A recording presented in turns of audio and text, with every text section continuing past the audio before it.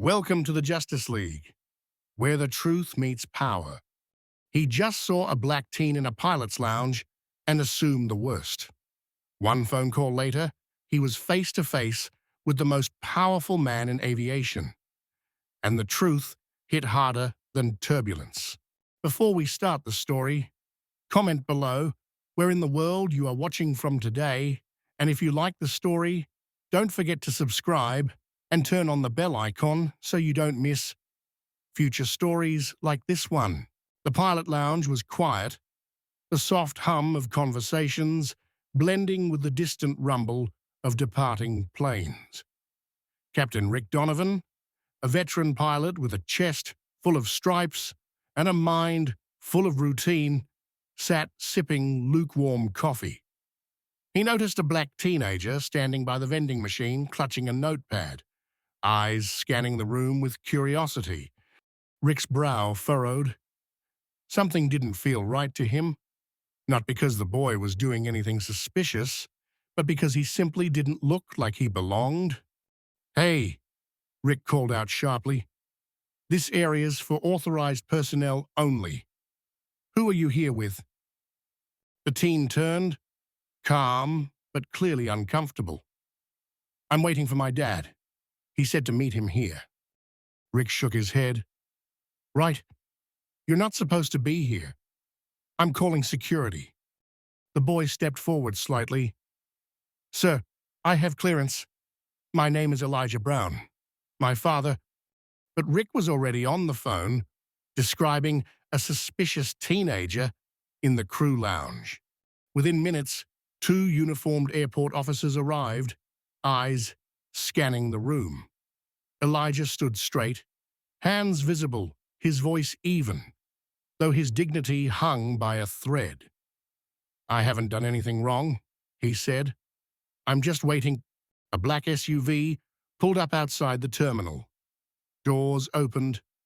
A tall man in a tailored suit stepped out, his presence commanding. The security guards immediately straightened.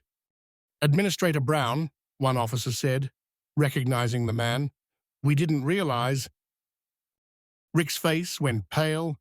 He watched in disbelief as the man strode into the lounge, walking directly to the teenager. "Elijah, are you all right?" the man asked, his voice filled with restrained fury and paternal concern. Elijah nodded. "I'm okay, Dad." Rick stepped forward, stammering. "I didn't know he was your son. I didn't mean—" "That's the problem," Administrator Marcus Brown interrupted.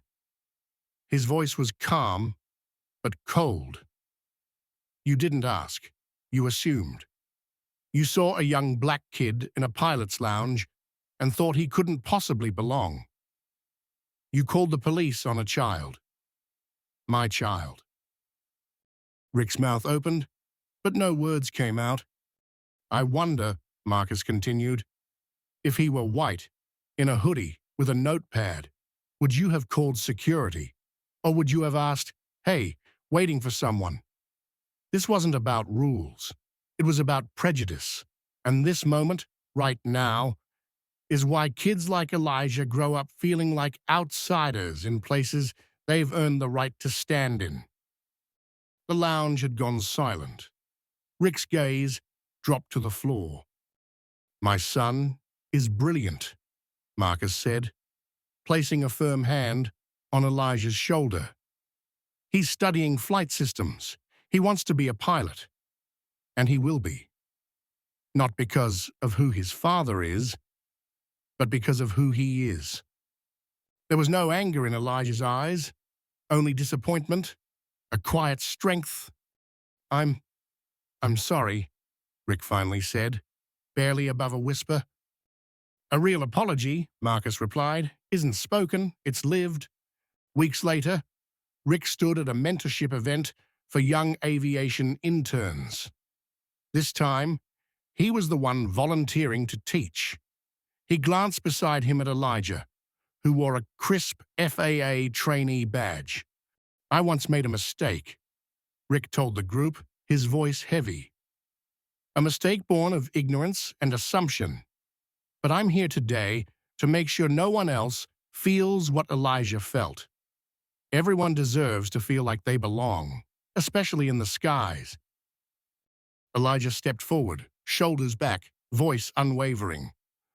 "My name is Elijah Brown, and I do belong here." And in that moment, a broken history gave way to a better future, one where justice didn't fly over prejudice, but faced it head-on and rewrote the flight path.